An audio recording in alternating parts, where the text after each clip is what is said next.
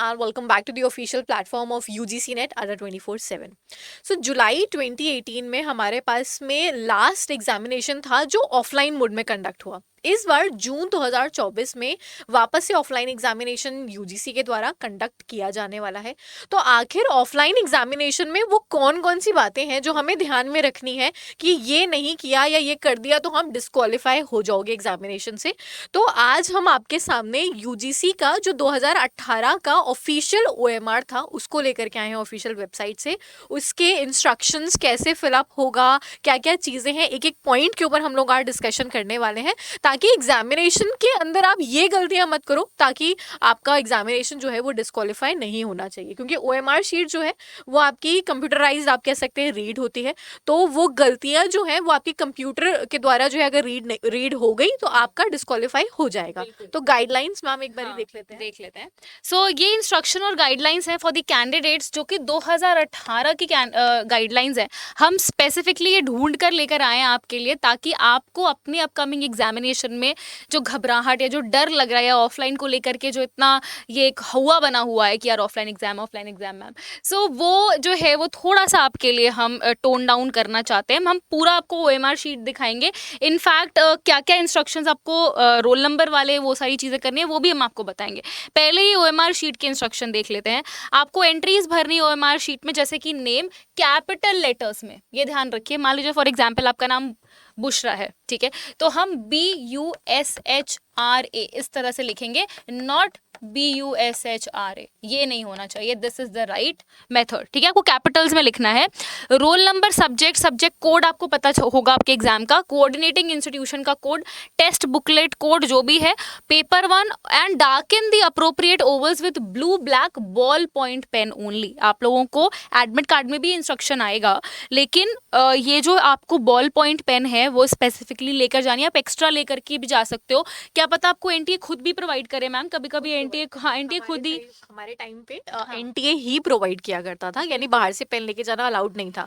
वहीं पे कुछ इशू तो वहीं पे जब क्योंकि मैंने 2018 का एग्जामिनेशन जुलाई वाला दिया था, तो उस टाइम पे एनटीए के द्वारा ही प्रोवाइड किया गया था. तो इस बार का क्या रहता है क्या नहीं रहता है तो वो मेरे ख्याल से सेंटर के ऊपर भी वेरी करेगा.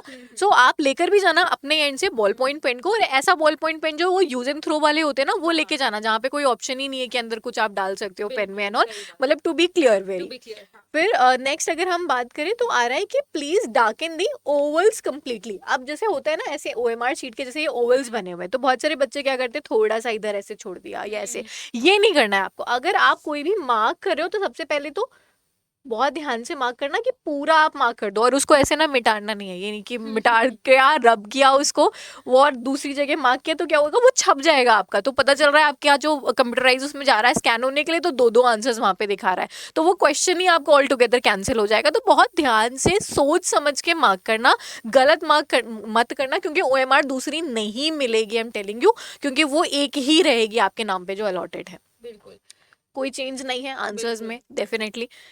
फिर do not mark any stray marks on the OMR, क्योंकि स्ट्रे मार्क्स क्या हो रहा है वो आपका कंप्यूटर रीड कर ले रहा है. आपने पता चल रहा है एक क्वेश्चन में एक ऑप्शन ए में एक ऑप्शन सी में मार्क लगा दिया, कंप्यूटर ने रीड कर लिया. नहीं, और अगर ऐसे भी होता है मैम, जैसे मान लो कि ये ओएमआर शीट है और इसमें ओएमआर शीट में उनका गलती से पेन चल गया साइड में कहीं पर, है ना, ये आपके गोले हैं और इसमें आपका कहीं साइड में पेन चल गया, तो वो भी कंप्यूटर आपका रीड कर सकता है. क्या पता आपका सही आंसर भी गलत हो जाए. तो उस पे आपको थोड़ा सा जो है वो केयरफुल रहना पड़ेगा.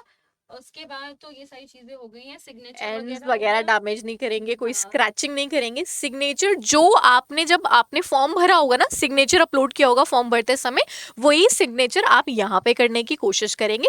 और अब हम लोग ओएमआर मैम शीट ही इनको दिखा देते हैं कि किस प्रकार से ओएमआर शीट. देखो पहले तो ओएमआर शीट आपकी कुछ इस प्रकार की आपकी रहने वाली है, ठीक है, जिसमें पहले मेन पेपर रहेगा यानी मेन ओएमआर रहेगी जो आपको एग्जामिनेशन से आधे घंटे पहले 15 मिनट पहले मिल जाएगी. अब इसके नीचे इसकी फोटोकॉपी रहती है जो आप घर लेके जा सकते हो. अब ये वाले ओएमआर में सबसे ऊपर जैसे मैम ने यहाँ पे नाम लिख दिया है अपना, कैपिटल लेटर में आप नाम लिखोगे जैसे हमने अभी रीड किया. फिर सब्जेक्ट फॉर एग्जामिनेशन, जो भी आपका सब्जेक्ट है, whether it is commerce, EVS, English, history, जो भी आपका सब्जेक्ट है उसको यहाँ पे आप मेंशन कर दोगे. ये तो हो गई बेसिक इन्फॉर्मेशन. आगे मम्मी एक बार इन लोगों को ना रोल नंबर फिलअप करना सिखा देते हैं. बिल्कुल. कि कैसे आप रोल नंबर या कोड एग्जामिनेशन का कैसे आप फिलअप करोगे।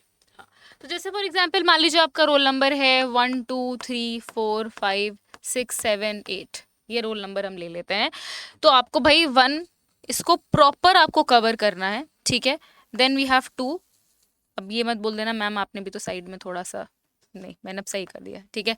Then we have 3। अच्छा, बहुत सारे लोगों को ना मैम मैं बताती हूँ मेरे साथ ऐसा होता है, जैसे मान लीजिए ऊपर नीचे कुछ है, मुझे कभी कभी ऐसा लगता है कि मैं इसमें इसका तो नहीं भर रही हूँ, तो आप एक काम कर सकते हो, चीजें जो है वो छुपाते चले जाओ।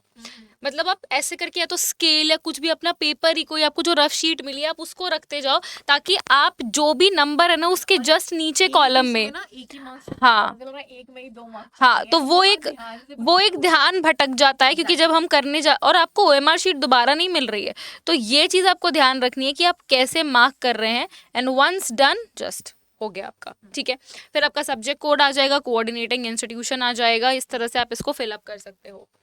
उसके बाद में आपके पास में इस प्रकार से देखो नीचे, अब उस टाइम पे तो पेपर का पैटर्न कुछ और हुआ करता था, तब 3 पेपर्स थे 2017 तक हमारे पास में। तो आपके पास में क्या आएगा, आंसर्स वो पेपर 1, जैसे अभी हमारे पास में जो पैटर्न है 50 क्वेश्चंस पेपर 1 के, तो 50 यहाँ पे आ गए आपके, और पेपर 2 जो भी आपका सब्जेक्ट स्पेसिफिक है 100 क्वेश्चन उसके लिए आ गए। अब बहुत सारे स्टूडेंट्स क्या करते हैं कि 2 तरीके से आंसर करते हैं। बहुत सारे स्टूडेंट्स क्या करते हैं कि सबसे पहले क्वेश्चन पेपर में सारे आंसर्स मार्क कर लिए उन्होंने, और एट दी एंड लेके बैठेंगे सारे के सारे 150 क्वेश्चन को मार्क करने के लिए। एक ये तरीका होता है। दूसरा तरीका ये होता है एक एक क्वेश्चन को हम मार्क करते हुए चलते हैं। अब जो पहला वाला तरीका है उसमें आपने लेट से लास्ट तक, क्योंकि लास्ट तक मेरे ख्याल से 3 घंटा लग जाता है पेपर करते करते, पता चल रहा है सारे क्वेश्चंस कर लिए और मार्क नहीं कर पाए। 50 मार्क किए, 60 मार्क किए, होता है, रियल में हुआ है मेरे 1-2 स्टूडेंट्स के साथ में कि उन्होंने मतलब कर लिया है लेकिन मार्क करते रहे, उनकी ओएमआर छिन गई वहां पे। वो थोड़ा ना सोचेंगे आपको कि 5 मिनट बचा है, 5 मिनट और एक्स्ट्रा दे दे, वो आपका छीन लेंगे। सो बेटर ये रहेगा आपका, अगर आपको लगता है कि यार एक साथ मार्क करना है तो 10-10 करके मार्क कर लो, बट मार्क करते हुए चलो। एंड में ये ना हो पता चल रहा है कि हमारे पास में बच गए, मार्क करने के लिए बच गए एग्जैक्टली। और टाइम लगता है यार ओएमआर में मार्क करने में, और प्लस वो जल्दीबाजी में ना, हेस्ट में क्या होता है कि हम इधर का उधर मार्क हो गया है, उधर मार्क हो गया है, दो एक ही में दो मार्क हो गए। आपको ना वाइल एग्जाम के टाइम ऑलरेडी इतना स्ट्रेस होता है यार, ये ओएमआर शीट मार्क करने का स्ट्रेस तो मत ही लो आप। मैं तो मतलब मैम क्या करती थी, मैं तो जिस क्वेश्चन पे 100% श्योर हूँ, क्योंकि चीटिंग तो करनी नहीं है, ऐसा तो है नहीं कि मुझे फलाना वो लड़का भी बताएगा, ये लड़की कर भी नहीं सकते। अब तो यहाँ पे बुकलेट नंबर है, यहाँ पे हाँ। अगर हम साइड में देखें तो एक और ऑप्शन था जो हमने इनको नहीं दिखाया, वो था देखो यहाँ पे बुकलेट नंबर का। ठीक है, आपके पास में बुकलेट सीरीज आएगी ABCD या जो भी सीरीज है उनकी, तो वो सीरीज भी मार्क करनी है। तो बगल वाले से तो पूछना भी मत, उसकी सीरीज भी डिफरेंट हो। चीटिंग करने जा रहे हैं। और वैसे भी मैम 3 आवर्स मेरे ख्याल से तो हमारे पेपर के लिए ही इनफ नहीं है, चीटिंग तो बहुत ही दूर की बात है। सो होपफुली एक आइडिया लगा होगा कि किस प्रकार से OMR शीट भरनी है। और एक ये मैम अपीयर्ड आ रहा है यहाँ पे अपीयर्ड जो है वो आ रहा है JRF प्लस लेक्चरशिप और लेक्चरशिप ओनली। अब इस बार के पेपर में तो एक नई चीज ऐड हुई है विच इज PhD।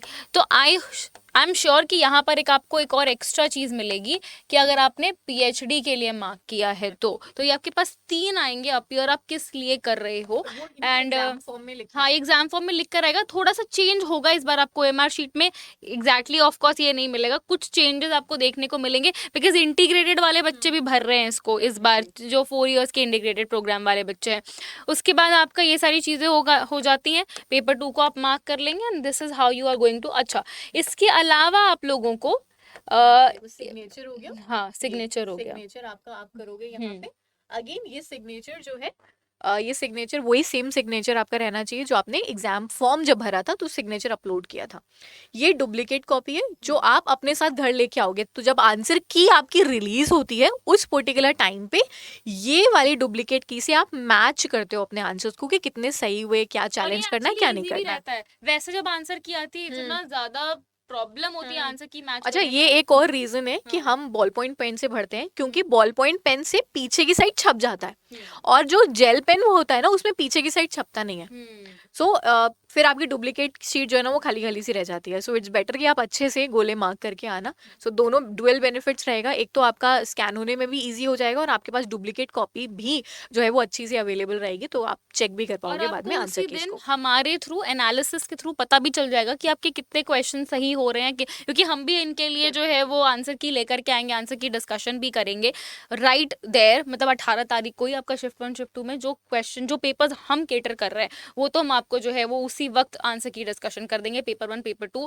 दोनों का। तो आप सभी लोग अगर इन सब चीज़ों में शामिल होना चाहते हो, अपने आंसर की डिस्कशन में पार्टिसिपेट करना चाहते हो, तो चैनल को सब्सक्राइब करना मत भूलिएगा। और अगर ये इन्फॉर्मेशन आपको, ये वीडियो अच्छी लगी है तो एज अ फीडबैक कमेंट करें और वीडियो को लाइक करें। So thank you so much everybody.